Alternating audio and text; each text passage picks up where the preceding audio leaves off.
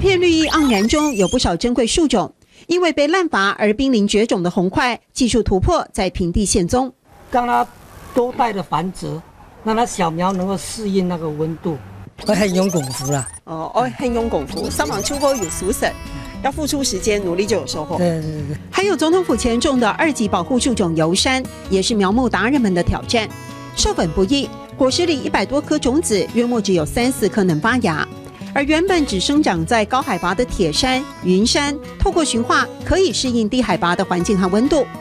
南庄苗木的产业形态也在适应时空转变。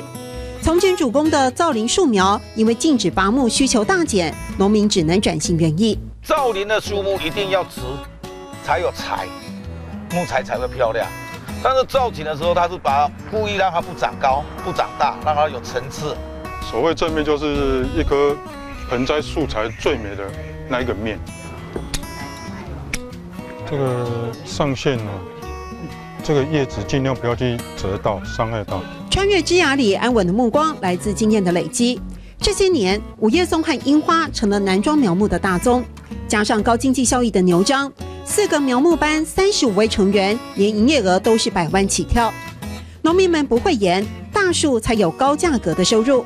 但卖出一棵小树苗，想到也许某个角落会多出一块小小的绿地，同样有价值。像我们萧南的2年生的树苗，几十块。你若是3-4年的话，也100多、200多。经验不好，你出去要花钱，你就在家里花时间来照顾这些花花草草，你一举两得。台湾苗木2/3输出来自于南庄，苗农不只希望能够延续绿金产业，更希望推广台湾原生树种的植树绿美化，绵延不绝。我很用功夫，上网秋波有熟省。我很用功夫，上网秋波有熟省。